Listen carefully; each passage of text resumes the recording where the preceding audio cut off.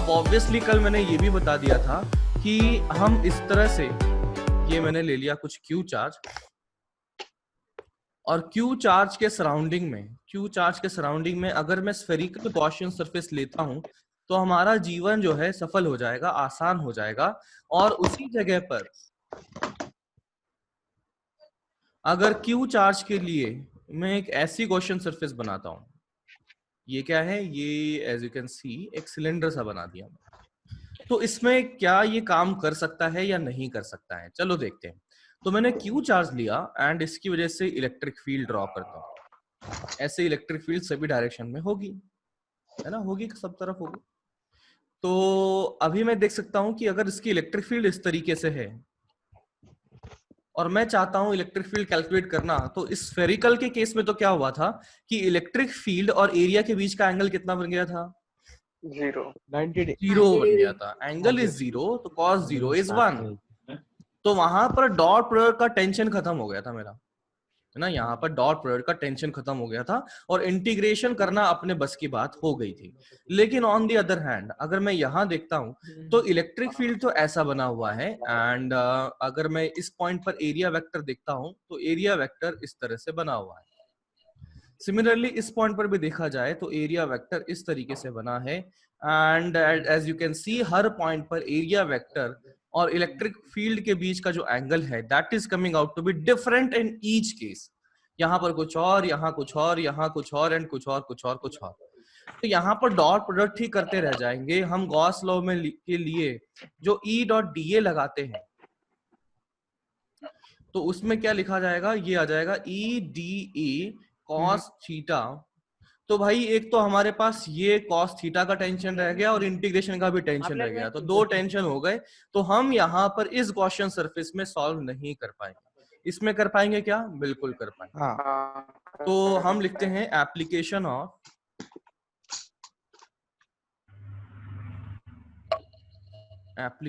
Of Gauss law कि हम कहां पर यूज करेंगे।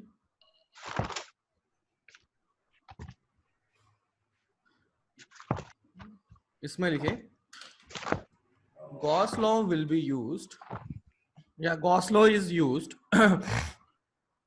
Gauss law is used to calculate electric field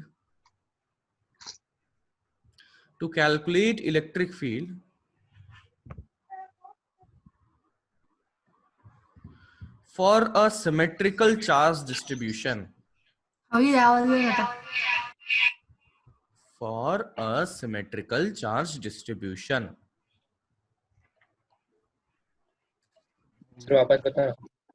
Gauss law can be used to calculate electric field. Sir ये हो रहा सर। हाँ ये किसकी आवाज है, एक मिनट रुक जा, अभी देख लूंगा। डेल सर, कोई डेल। तो Gauss law can be used to calculate electric field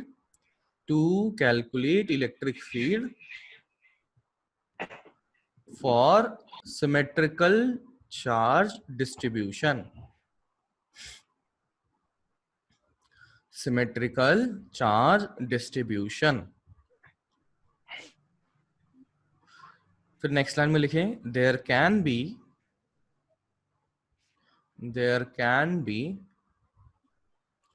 three types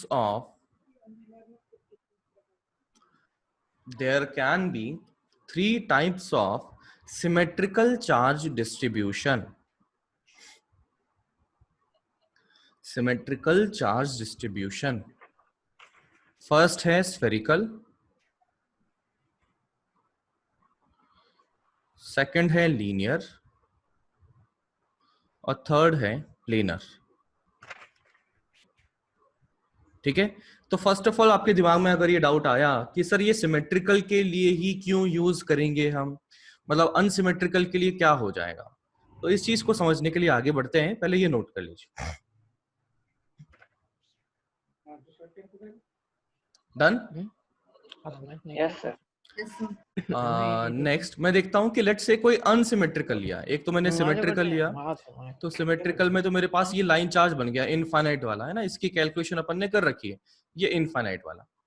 अब इसी जगह पे मैं कोई ऐसा अनसिमेट्रिकल ले लेता हूँ, मान लो लाइन चार्ज ऐसा ऐसा ऐसा ऐसा ऐसा टेढ़ा सा था कुछ, इस तरीके से कुछ था। नाउ व्हाट हैपेंस, मुझे चाहिए इलेक्ट्रिक फील्ड, गॉस लॉ का इस्तेमाल करना है। गॉस लॉ का इस्तेमाल करना तब हमारे बस की बात है जब हम डॉट प्रोडक्ट में आसानी से सॉल्व कर पाए। नाउ क्या इसे देखकर आप इलेक्ट्रिक फील्ड की डायरेक्शन बता सकते हो क्या इस पॉइंट पर कहाँ होगी? फिर से बोलता हूं, अरे किसका माइक चालू है बच्चा? हाँ, तो मैं बोलता हूं कि यहाँ पर इस डायग्राम को देख के आपको किसी को समझ में आ रहा है कि कहाँ पर इस पॉइंट पे इलेक्ट्रिक फील्ड कहाँ होगी? नहीं समझ आ रहा, टेढ़ा मेढ़ा पता नहीं कहाँ हुआ। तो जब हम इस तरह के चार्ज डिस्ट्रीब्यूशन में, अनसिमेट्रिकल चार्ज डिस्ट्रीब्यूशन में ये बता ही नहीं पा रहे कि भाई इलेक्ट्रिक फील्ड कहाँ होगी, तो उसके लिए गॉस लॉ का इस्तेमाल करना थोड़ा मुश्किल हो जाता है। और वहां गॉस लॉ अप्लाई तो होगा, सब जगह होगा, ऐसी कोई दिक्कत नहीं है, लेकिन वहां पर कैलकुलेशन करना हमारे बस की बात नहीं, वहां पर कैलकुलेशन करना हमारे बस की बात नहीं है। तो अभी हम क्या करेंगे, ऐसे चार्ज डिस्ट्रीब्यूशन लेंगे जहां पर कि हम अपनी मैथ्स में पीछे ना हटे, मैथ्स इतनी अपने को आती रहे, अपन ज्यादा मतलब टेंशन में ना आए। तो लिखिए, तो लिखते हैं कि यहां पर to calculate electric field using Gauss law, है ना, ये स्टेप्स टू कैलकुलेट है ना, स्टेप्स लिखना, steps to calculate electric field using Gauss law. तो अभी जो आगे चीज लिख रहा हूं वो आप खुद से, मतलब अभी मत लिखिएगा, बाद में लिखना। तो देखो ये पॉइंट चार्ज लिया और पॉइंट चार्ज को मैं बोलता हूं, सॉरी, हाँ, पॉइंट चार्ज मैंने लिया और पॉइंट चार्ज की वजह से मैं देखना चाहता हूं कि इलेक्ट्रिक फील्ड की कैलकुलेशन करनी है। तो एक्चुअली अपन ने ये पहले ही किया हुआ है। तो सबसे पहला काम तो हमारा क्या होगा, किसी भी चीज पर, किसी भी पॉइंट चार्ज पर या किसी भी चार्ज डिस्ट्रीब्यूशन पर अगर मुझे गॉस लॉ लगाना है तो पहला स्टेप होना चाहिए इसकी, नहीं, इसकी इलेक्ट्रिक फील्ड ड्रॉ करना।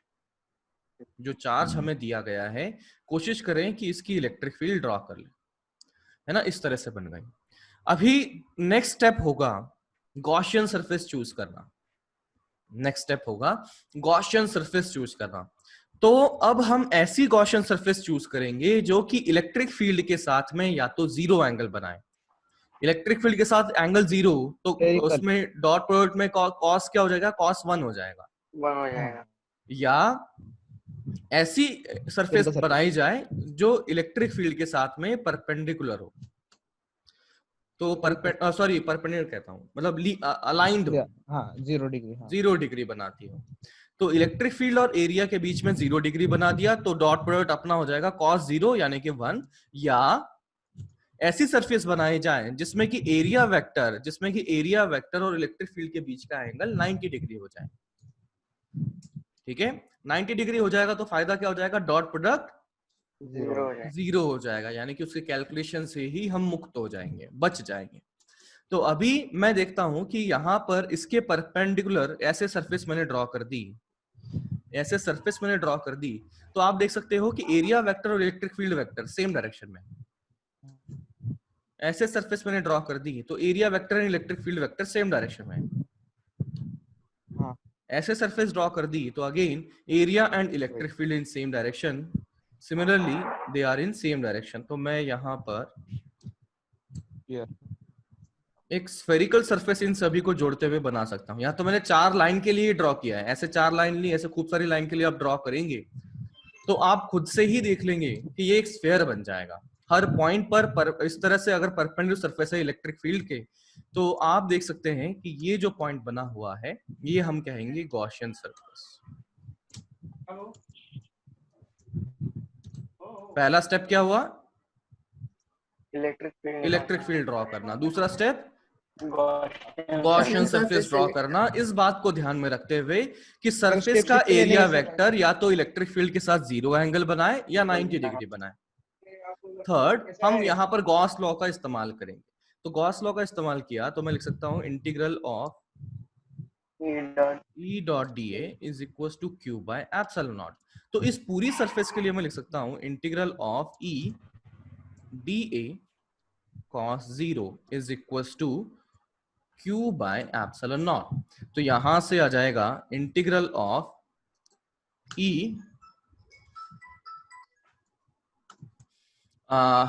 dA और cos 0 कितना हो जाएगा, ये तो 1 बन जाएगा, is equal to Q upon epsilon naught. Now मैं देखता हूं ये E बचा क्या है ना, ये E बचा क्या है, ये E है इलेक्ट्रिक फील्ड का मैग्नीट्यूड। ये क्या है, इलेक्ट्रिक फील्ड का मैग्नीट्यूड है। तो मैंने क्या किया था, अब ये वेक्टर खत्म हो चुका है ना, क्योंकि डॉट प्रोडक्ट ले चुके हैं।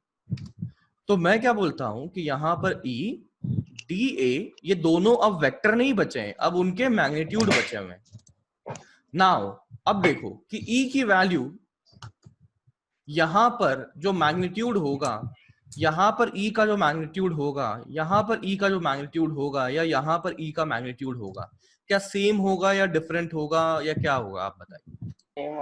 सेम होगा। हम सिमेट्रिकली बोल सकते हैं कि Q से जितना दूर राइट में आए, Q से उतना ही दूर लेफ्ट में आए। तो आई कैन से दैट कि यार दोनों तरफ मैग्नीट्यूड तो सेम रहना चाहिए। तो आप देख सकते हैं कि सभी पॉइंट पर E का जो मैग्नीट्यूड आया वो सेम आ गया। तो मैंने क्या कर दिया, E को बाहर निकाल दिया, क्योंकि सभी जगह सेम आया तो वो कांस्टेंट की तरह काम कर रहा है। फिर ये dA integral is equal to Q by epsilon naught. तो ये आ गया dA का इंटीग्रल, ये क्या हो जाएगा, जुड़ जाएगा, dA वेक्टर जुड़ जाएंगे।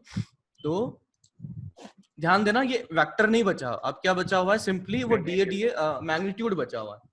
तो मैग्नीट्यूड बचा हुआ है, तो सारे dA जोड़ दोगे ना, तो वो पूरी सरफेस का बन जाएगा। तो पूरी सरफेस का बना, तो A लिख दिया मैंने अभी, तो वो Q बाय एप्सिलॉन नॉट, और इसकी वैल्यू इधर लिखते हैं, ये आ चुका है E, और A बना है 4 पाई R square is Q by epsilon not. E is equals to Q by 4 pi epsilon naught R square, और this is coming out to be K Q by R square। और ये आना भी चाहिए था, ये तो गड़बड़ हो जाती है सारी चीजें, है ना। ये पता है ना अपने को K Q by R square होता है। तो फाइनली इस तरीके से हम लिख सकते हैं, ठीक है। तो पहला स्टेप अगर लिखें तो वो क्या लिखा जाएगा, draw electric field lines, draw electric field lines for given charge distribution, for given charge distribution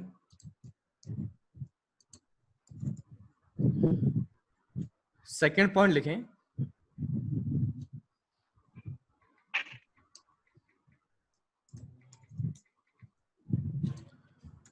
second point लिखें, draw Gaussian surface, draw Gaussian surface in such a way, draw Gaussian surface in such a way that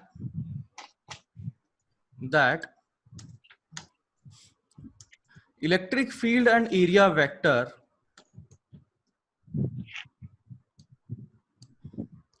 electric field and area vector are either parallel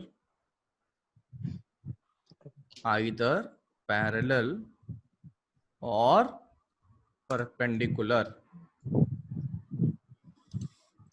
either parallel or perpendicular।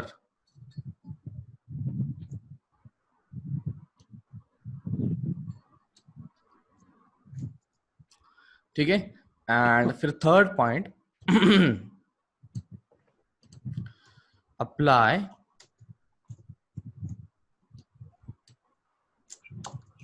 Gauss law, जिसमें कि अपन लिखते हैं E dot dA is Q by epsilon naught, E dot dA is Q by epsilon naught।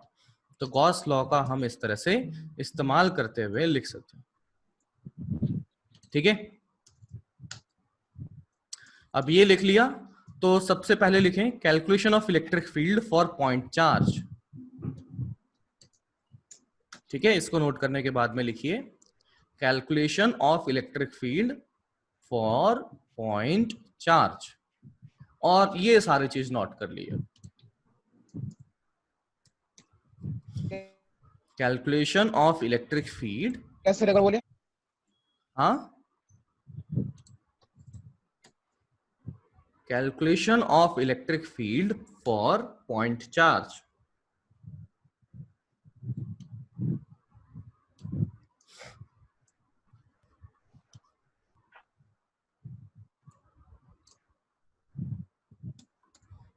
For point charge,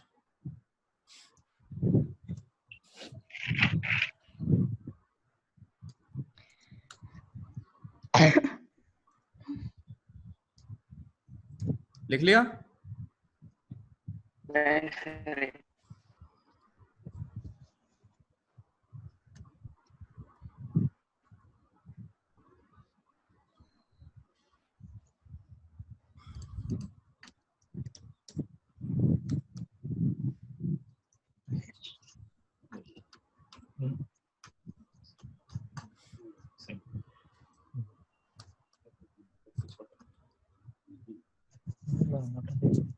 पूरा दिन done. Yes sir. Next एक सवाल मैं आपको देता हूं कि ये है पॉइंट चार्ज एंड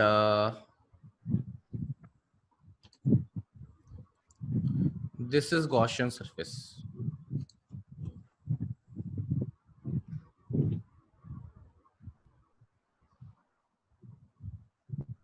तो फर्स्ट पूछा गया है इज गॉस लॉ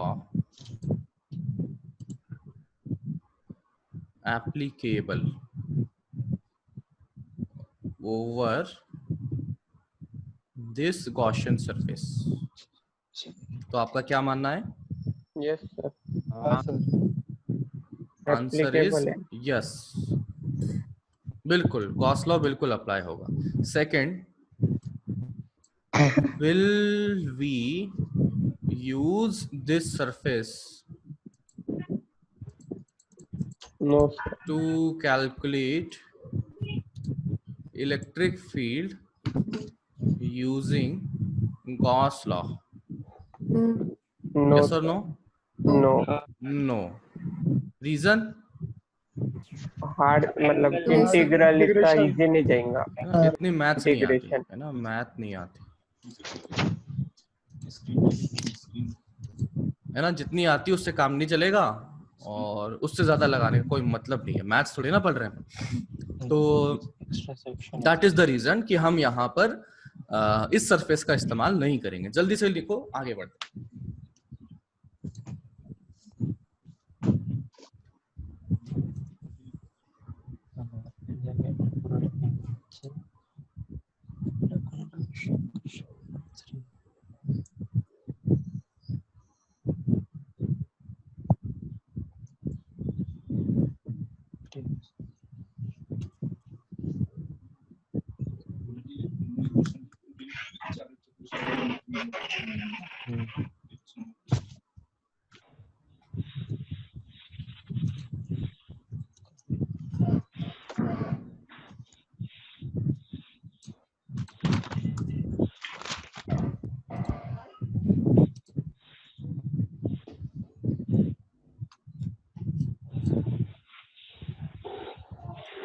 हो गया sir.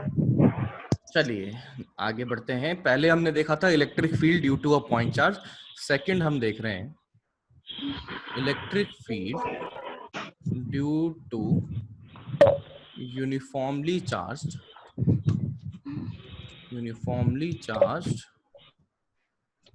Infinite wire. Infinite wire की वजह से हम देखना चाहते हैं, तो मैं ड्रॉ करता हूं। ये रहा ये हमने लिया पॉजिटिव चार्ज इस तरह से, मतलब सभी तरफ चार्ज यूनिफॉर्मली डिस्ट्रीब्यूटेड है। And the point to be noted is that कि ये इनफाइनाइट है, यानी कि ऊपर और नीचे इनफाइनाइट है। Now we need to consider कि इलेक्ट्रिक फील्ड कैलकुलेट करनी है, तो पहला स्टेप क्या था बताइए? इलेक्ट्रिक फील्ड ड्रॉ करें। तो मैं देखता हूं अगर ये पॉइंट लिया तो इस पॉइंट पर इलेक्ट्रिक फील्ड क्या होगी? अवे फ्रॉम द चार्ज होगी। सर नीचे ऊपर क्यों नहीं होगी? क्योंकि मैं देख सकता हूं कि यहां पर इस चार्ज से ऊपर जितना चार्ज है, इस चार्ज से, इस पॉइंट से उतना ही नीचे भी चार्ज है। इसका मतलब ऊपर वाले ने जितनी इलेक्ट्रिक फील्ड नीचे बनाई होगी, नीचे वाले ने उतनी ही इलेक्ट्रिक फील्ड ऊपर बना दी होगी।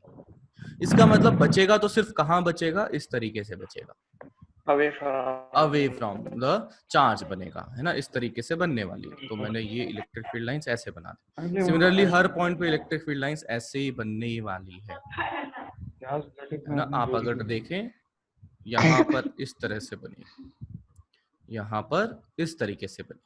तो ये पहला काम तो हमने कर लिया है ना। सब सारे का नहीं ड्रॉ कर रहा हूँ, खूब सारा बड़ा सा है, इतना सारा ड्रॉ नहीं कर रहा हूँ, इतने से समझ लो।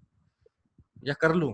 कुछ गड़बड़ कर दोगे तुम लोग, गधे तो हो ही कि नीचे सर नीचे इलेक्ट्रिक फील्ड लाइंस क्यों नहीं बनाई है ना। डाउट लेके आ जाओगे अभी कुछ लोग कि सर आपने ऊपर सर, 3 ही इतने क्यों से बनाई, पढ़ा रहे सर, नीचे सीख क्यों गए नहीं सर। बनाई?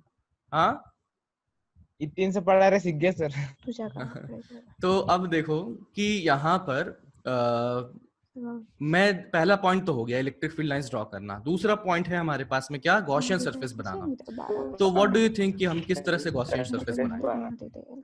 सिलेंडर सिलेंड्रिकल बना।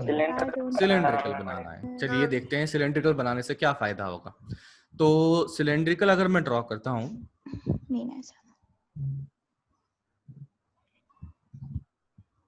तो ये कुछ ऐसा दिखेगा।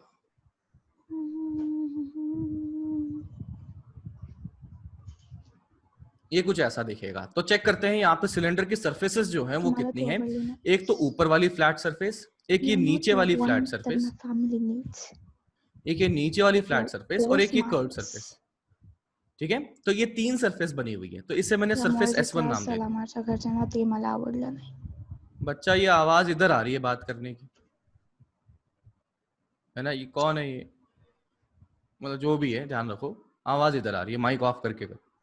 तो अभी मैं देखता हूं कि यहाँ पर ये जो सरफेस बनी हुई है उसके 3 सरफेस के पार्ट कर लिए, टुकड़े कर लिए मैंने।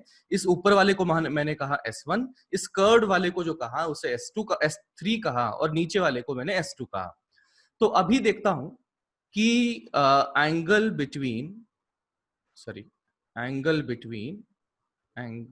Between area vector and electric field vector at surface sir 2K S1 Q बाय R स्क्वायर आता क्या? अरे ये तो किया हुआ है भाई, किया हुआ सवाल है ये, तो उसका आंसर तो अपने को सबको पता है। अभी एप्लीकेशन पे ध्यान देते हैं। तो S1 के साथ में बताइए कि इलेक्ट्रिक फील्ड ने कितना एंगल बनाया? 90 डिग्री। 90। तो आप देख सकते हैं यहाँ पर S1 के लिए एरिया वेक्टर बाहर की तरफ बनेगा, ये बनेगा एरिया वेक्टर। इलेक्ट्रिक फील्ड इस तरह से, दोनों के बीच का एंगल 90। इसी तरीके से A एंड B S2 के बीच में अगर एंगल देखता हूँ 90 है। S2 नीचे वाली सरफेस है, देखिए जिस तरह से इसमें एंगल 90 था उसी तरीके से S2 में भी एंगल 90 है। अब बचता है angle between this and S3, 0 बनेगा। देख सकते हो कि यहाँ पर इलेक्ट्रिक फील्ड और एरिया दोनों सेम डायरेक्शन में है, तो एंगल बिटवीन देम इज 0। तो अभी ये चीज तो अपनी बन चुकी है। क्या है? Angle between A and E at the surface हमने बना दिया है। चलिए अब शुरू करते हैं। तो मैं लिखता हूं इंटीग्रल, है ना। 2 स्टेप तो कर ली, तीसरी स्टेप यही थी कि integral of E dot DA is equals to Q in by epsilon naught. ना Q इन के लिए हमने क्या है, ये इनफाइनाइट लाइन चार्ज है, तो यहां पर हमने एक लैम्डा दे दिया। लैम्डा क्या है? This is charge per unit length, ये मैंने दे दिया। और ये जो हमने गॉसियन सरफेस बनाई इसकी लेंथ को मैंने L बोल दिया। तो क्या कोई बता सकता है Q इन कितना रहा होगा? Anyone lambda L lambda into L, है ना, कि चार्ज पर यूनिट लेंथ था लैम्डा और इसकी लंबाई थी एल, तो लैम्डा इनटू एल कर देंगे तो अपना काम हो जाएगा, लैम्डा सही into L by epsilon naught. Now E dot D A की बात करते हैं, तो मैं लिखता हूं integral of E dot D A plus 3 surfaces हैं तो इसको 3 टुकड़े में कर दिया मैंने, integral of E dot D A plus integral of E dot D A. ये किसके लिए, सभी अलग अलग हैं, इसको मैंने बोल दिया S1 के लिए, ये सर्कल नहीं है, यहाँ पर सर्कल हटा दो, है ना, सर्कल नहीं है, सर्कल का मतलब तो पूरा सरफेस के लिए हो जाएगा। तो ये मैंने लिखा किसके लिए, S1 सरफेस के लिए, ये लिखा मैंने किसके लिए, S2 सरफेस के लिए, और ये मैंने लिखा किसके लिए, S3 सरफेस के लिए। S3। तो बताइए अगर मैं यहाँ पर लिखता हूँ S1 के लिए तो लिखा जा सकता है इंटीग्रल E DA और angle between them is 90 cos 90। तो ये cos 90 plus integral EDA and another one is cos 90 plus EDA क्या लिखूं, cos 0 is equals to cos 0 is equals to lambda L by epsilon naught। तो अपने दो चीजें तो जीरो होती हुई दिख रही है, cos 90 आ रहा है तो cos 90 दैट इज 0, तो ये पूरा मसाला ही 0 हो जाएगा, इसका काम भी 0 हो गया। तो अपना काम वैसे ही मैथ्स में अपन पीछे रहते हैं, तो यहाँ पर जो है इसने अपनी काम बहुत आसान कर दिया। तो अब बचा कौन, सिर्फ E D A cos 0 is 1, ई बचा हुआ है, E is what now, electric field का मैग्नीट्यूड। अगेन मैं क्या करता हूं कि ये जो दूरी है इससे मैंने r ले लिया, अब मैं कह सकता हूं कि भाई लाइन चार्ज से सभी पॉइंट की दूरी r थी, लाइन चार्ज से सभी पॉइंट की दूरी r थी, तो आई कैन से कि इस पॉइंट पर, इस सरफेस पर बनने वाले हर पॉइंट पर इलेक्ट्रिक फील्ड का मैग्नीट्यूड सेम होगा या नहीं होगा, होगा। सेम होगा। तो मैं देख सकता हूं ये E जो है अगेन इंटीग्रेशन के बाहर आ जाएगा, बिकॉज सभी जगह इसकी वैल्यू सेम है, तो ये बचता है इंटीग्रल ऑफ ये E इंटू डी ए बच जाएगा, और वो lambda L bye epsilon naught. तो E का तो E रहा, DA का इंटीग्रेशन, ऐसी सरफेस का इंटीग्रेशन जो कि ऐसी कर्व थी, तो कर्व सरफेस के लिए कितना एरिया लिखा जाएगा, 2 pi RL 2 pi RL is equals to lambda L by epsilon naught। तो इन दिस वे L से L गया और ये बन चुका है E is equals to lambda upon 2 pi R epsilon naught। तो इसको मैं अगर अरेंज करता हूँ, इधर थोड़ा ऊपर नीचे मल्टीप्लाई कर लेता हूँ 2 से, तो यहाँ पर 2 इंटू 2 4 हो जाएगा, और 4 पाई एप्सिलॉन नॉट यानी कि k हो जाएगा, तो ये आ जाएगा अपने पास 2k लैम्डा अपॉन r। तो इलेक्ट्रिक फील्ड हमारे पास बन चुकी है इस प्रकार से 2k लैम्डा बाय r, और इतना आना भी चाहिए था ना, क्योंकि अपने को याद करो उस टाइम पर किया था 2k लैम्डा बाय r आ गया था, मैच नहीं करता तो मैं गलत पढ़ा रहा हूँ। अरे जाग रहे हो ना मैं क्या कहना चाहता हूँ, हाँ लिखो जल्दी से।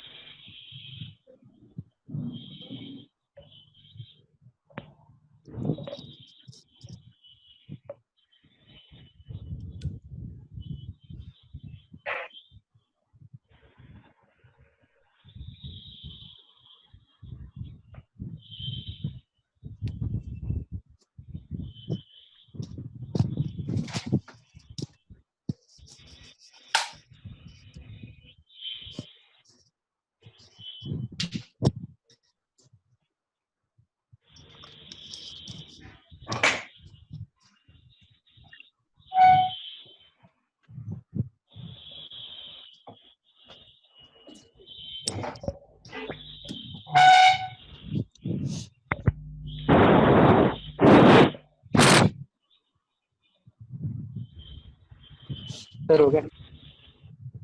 Yup sir. चलिए, अभी एक सवाल आप करके दिखाइए जिसमें कि चार्ज डिस्ट्रीब्यूशन दिया गया है इस प्रकार से।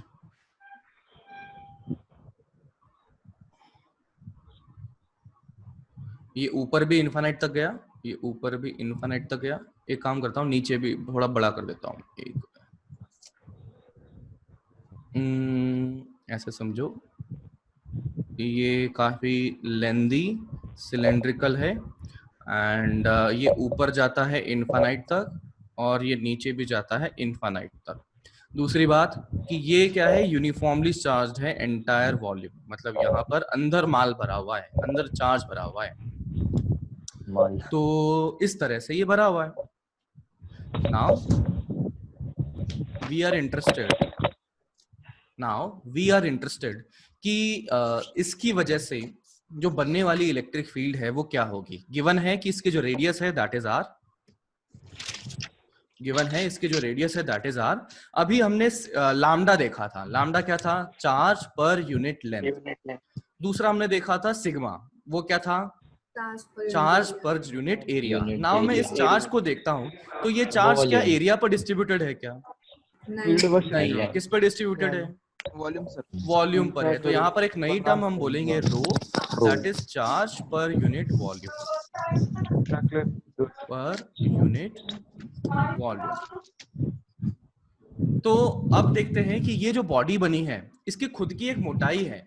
इसका मतलब हमें सवाल में ऐसा दिया जा सकता है कि किसी अंदर वाले पॉइंट पर, यानी कि किसी ये अपना एक्सिस से यहाँ पर इसी इंटरनल पॉइंट पर इलेक्ट्रिक फील्ड बताइए और किसी एक्सटर्नल पॉइंट पर इलेक्ट्रिक फील्ड बताइए। तो सवाल को मैं दोबारा बताता हूं कि सेंट्रल एक्सिस मैंने ड्रॉ किया, इस सेंट्रल एक्सिस से स्मॉल आर दूरी पर इंटरनल पॉइंट पर इलेक्ट्रिक फील्ड क्या होगी और स्मॉल आर दूरी पर एक्सटर्नल पॉइंट पर इलेक्ट्रिक फील्ड क्या लिखी जाएगी। तो पहले आप एक्सटर्नल कर लीजिए, थोड़ा आसान है, फिर इंटरनल के बारे में सोचिए। सवाल लिखूं क्या मैं या आपने लिख लिया है? नहीं सर, लिख लेंगे। लिख लो।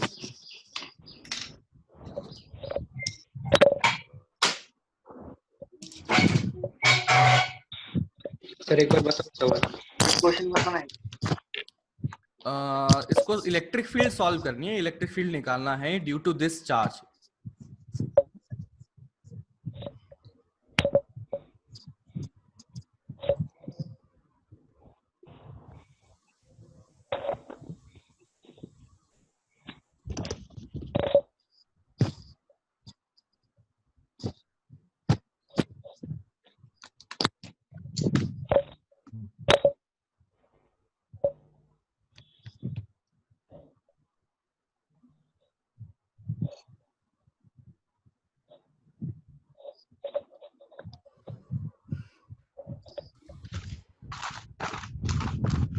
बिल्कुल स्टेप वाइज कीजिए, अपना काम हो जाएगा।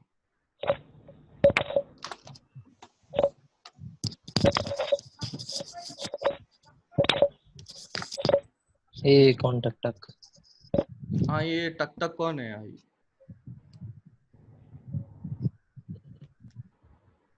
अब बड़े हो गए हो तुम, खुद से समझ लिया करो, ऐसी चीजें मत करो।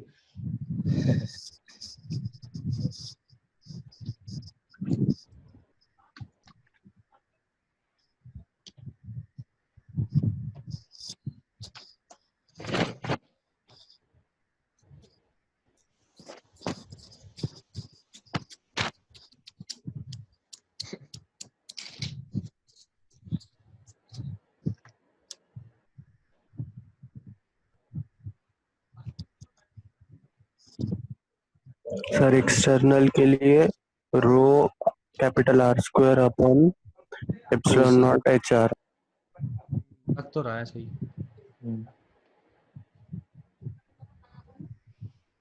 अंदर के लिए भी सेम, बस आर स्क्वायर बाय आर की जगह आर डाल।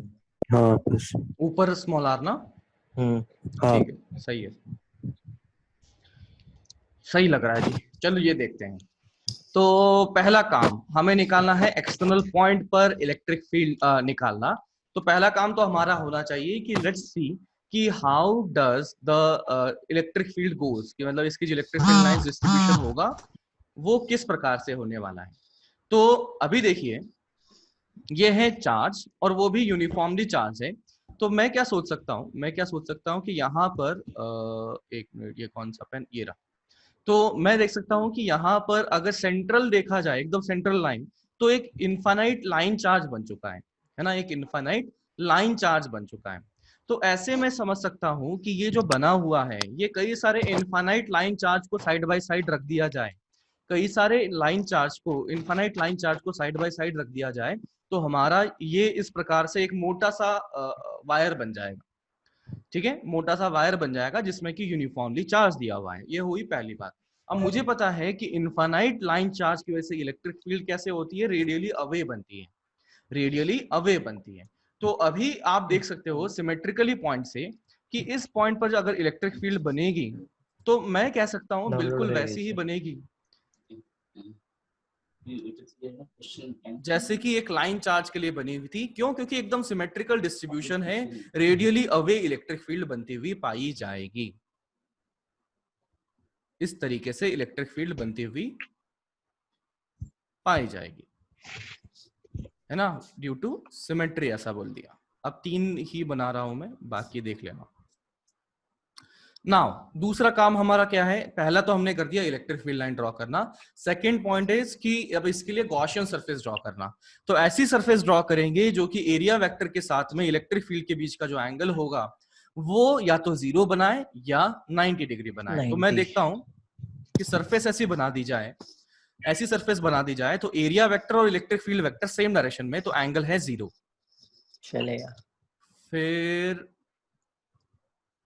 इस तरीके से मैंने देख लिया। तो यहां पर एरिया वेक्टर है ऊपर और इलेक्ट्रिक फील्ड इधर, तो दोनों के बीच का एंगल है 90, तो डॉट प्रोडक्ट है 0। तो इस तरीके से हमने कर लिया ड्रॉ। इसकी लेंथ मैंने मान ली है L है और इसकी सेंटर से यहां से जो दूरी है ये मैंने स्मॉल r ले लिया। अभी इसी के लिए सब कुछ अप्लाई करने की कोशिश करते हैं। तो लिखा जाएगा E dot dA is equals to Q in by epsilon naught. ये ध्यान रखना, ये क्या है, गॉसियन सरफेस, गॉसियन सरफेस। अभी आपके दिमाग में आ रहा होगा कि सर ये इतना बड़ा क्यों बनाया, इतना छोटा नहीं बना सकते थे अंदर। तो एक्चुअली हम निकालना, अरे यार ये क्या है, माइक ऑफ करो जो भी इतना खड़खड़ कर रहे हैं। तो ये हम निकाल किसके लिए रहे हैं, एक्सटर्नल पॉइंट के लिए रहे हैं, और एक्सटर्नल पॉइंट के लिए कर रहे हैं तो उसके लिए इलेक्ट्रिक फील्ड, अरे भाई कौन है ये बता कहिए,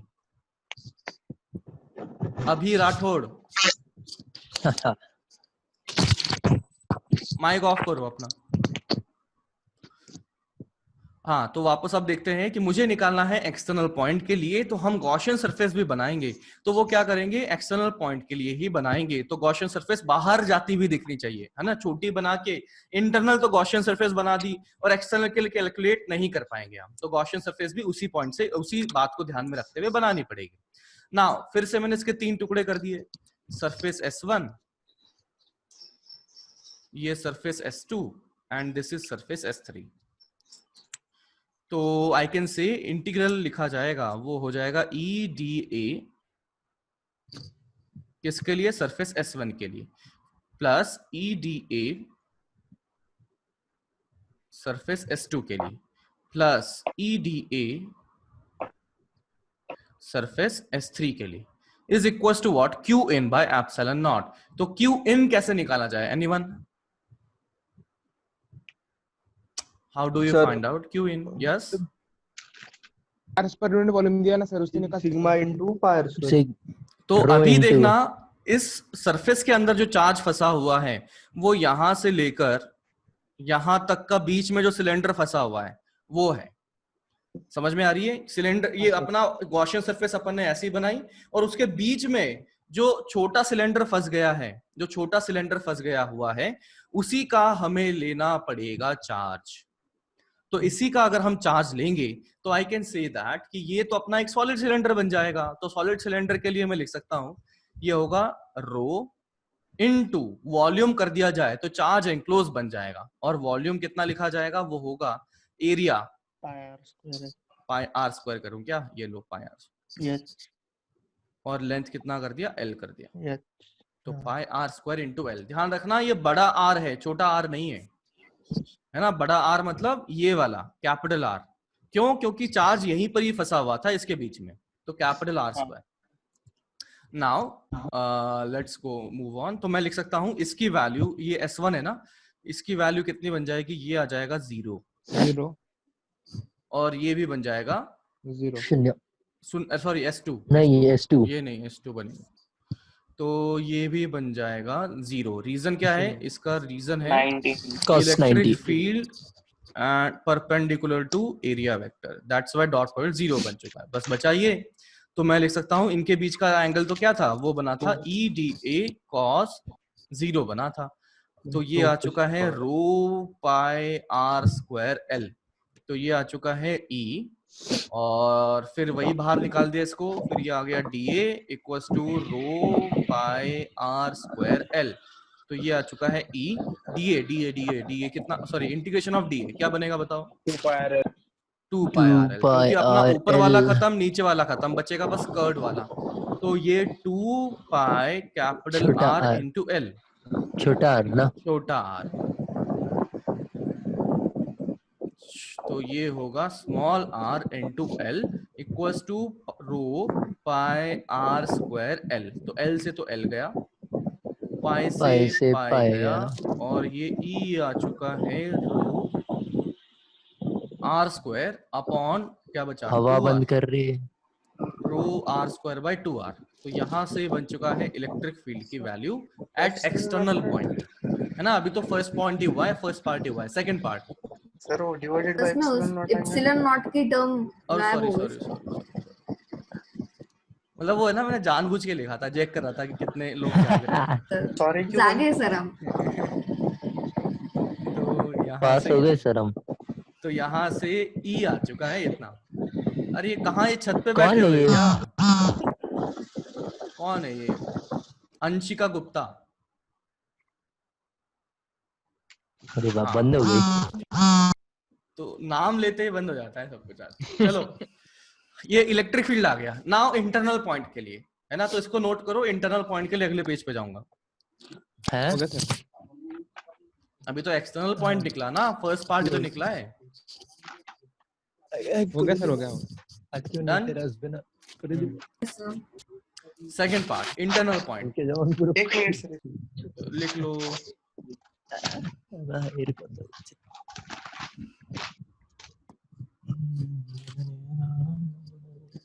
कल मीटिंग में मजा आ गया ना, मोटिवेट हो गए सर बढ़िया आप से। नहीं थे, सर आप नहीं थे। अरे मैं थे था सर। वहां पर, लेकिन मेरे पास कोई क्वेश्चन नहीं आया ना। इतना मोटिवेट सर ने ही कर दिया तो मेरी जरूरत ही नहीं पड़ी। है ना, तो ध्यान रखना, तुम दुर्योधन तो हो। क्या सर? तुम कल नहीं आए थे क्या मीटिंग में? नहीं दिया होगा। स्टार्टिंग का मिस हो गया था। ओह अच्छा, शिट। स्टार्टिंग में नहीं था, वो बाद में ही था कोई। तो पेरेंट्स मीटिंग थी, हम बैठ के क्या करेंगे? अरे तो मजे। पेरेंट्स मीटिंग में बच्चे नहीं बैठेंगे तो उनको समझ में कैसे आएगा? सर सुबह क्लास में एक बार हो गई, मतलब अच्छा, हो प्रैक्टिस गया। सेशन हो गया था। मोटिवेशन। अच्छा, हाँ, सर।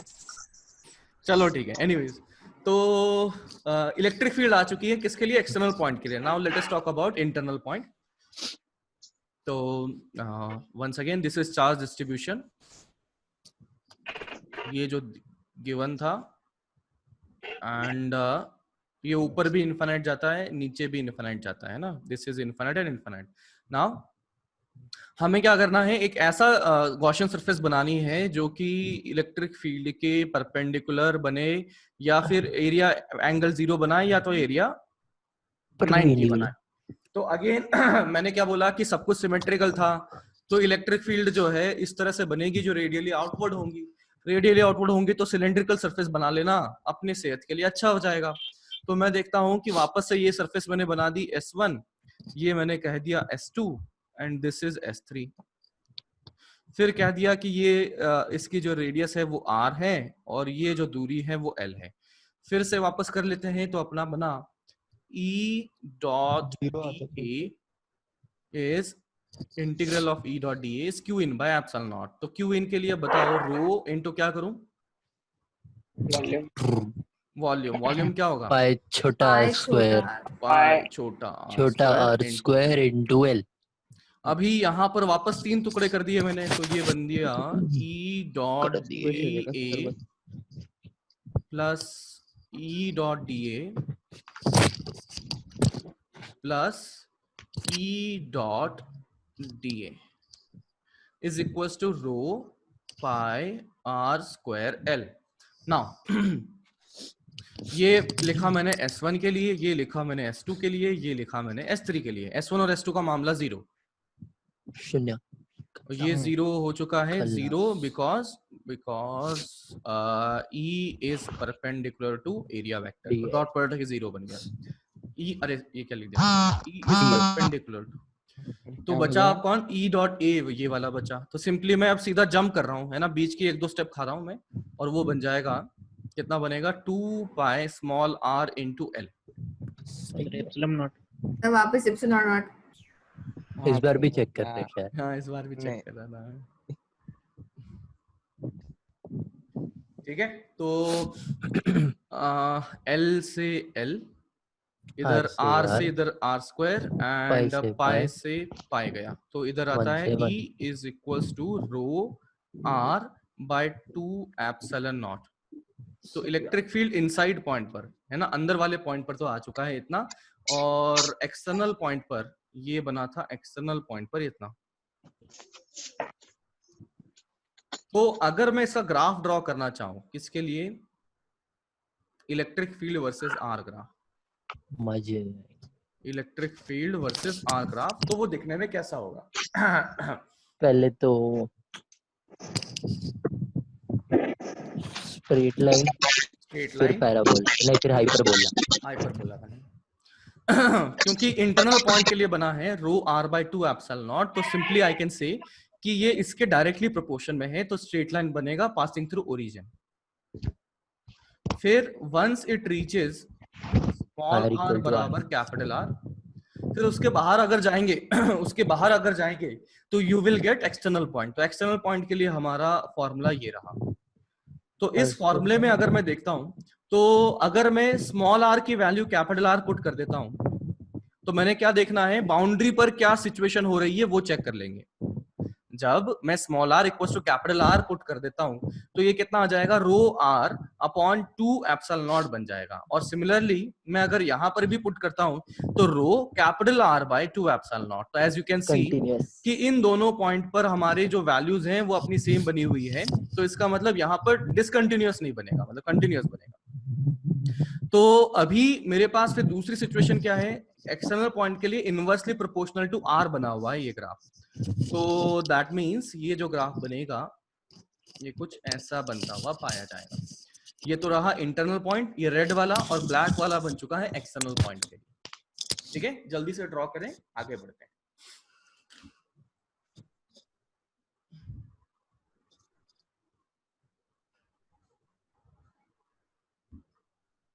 रेड वाला इंटरनल हुआ ना रेड वाला? तो हाँ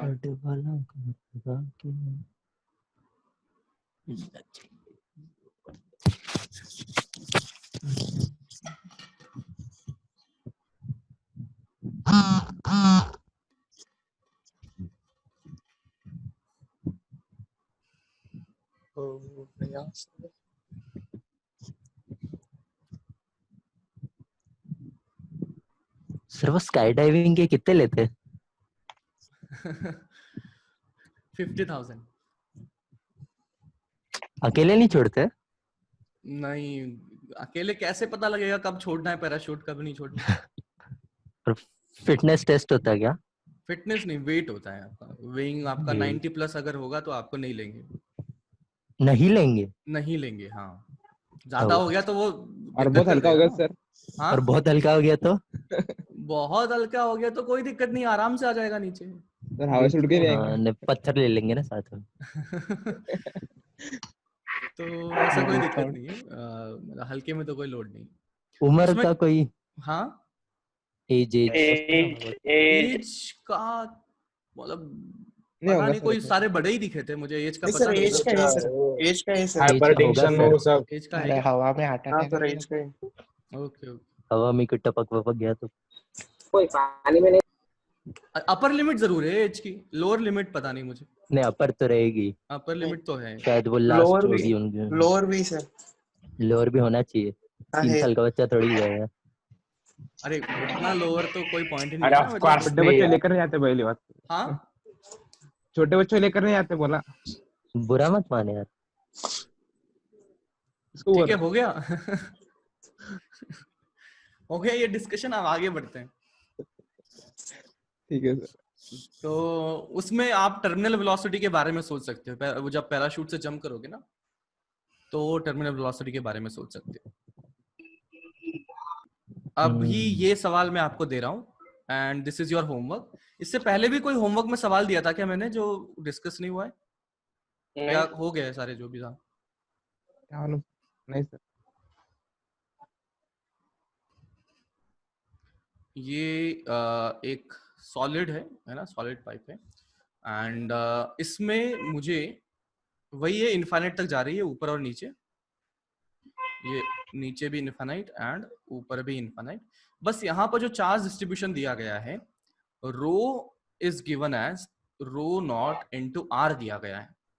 मतलब यहाँ पर रेडियली चेंज कर रहे हैं, मतलब सेंटर से अगर दूरी बढ़ाते जाएं तो हमारी जो डेंसिटी है वो भी चेंज होती जा रही है ना, सभी जगह सेम नहीं है। तो ये सवाल थोड़ा कैलकुलेटिव पॉइंट ऑफ व्यू से लंबा हो जाता है। एक बार आप कोशिश करें घर पर, और कल अपन इस सवाल को डिस्कस करेंगे। ठीक है, इसमें अपने को निकालना है, इसकी रेडियस मैंने दे दिया आपको कैपिटल आर। वही निकालना है कि इंटरनल पॉइंट पर electric field and external point पर इलेक्ट्रिक फील्ड।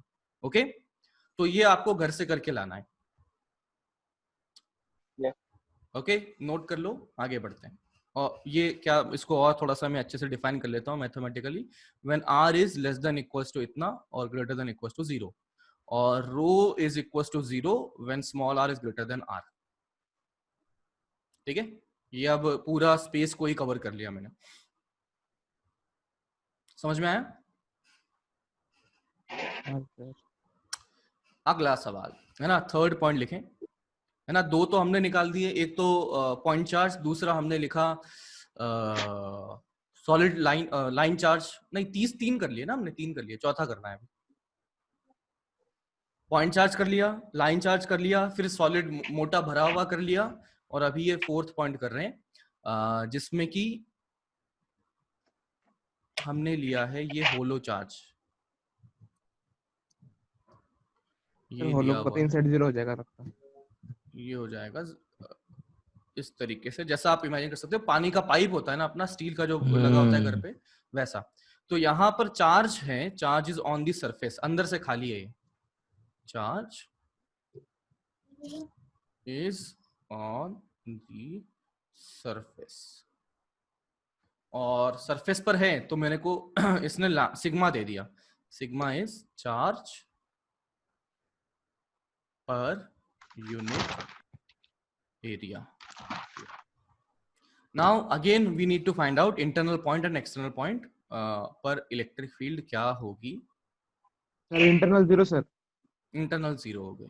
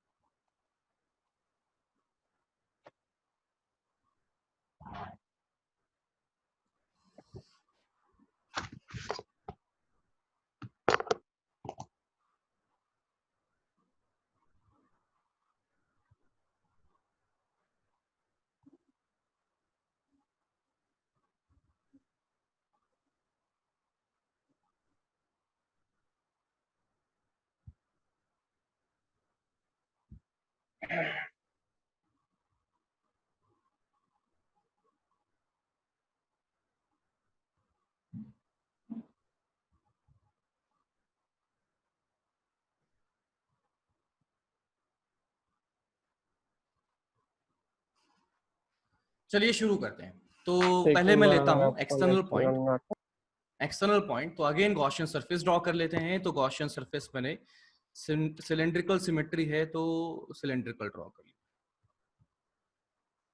ठीक है ना। यहाँ पे 2 स्टेप हमने दिमाग में ही कर लिए हैं क्योंकि सिलेंड्रिकल अभी तक करते आ रहे थे। तो पहला स्टेप तो इलेक्ट्रिक फील्ड ड्रॉ करो तो रेडियली आउटवर्ड होगी।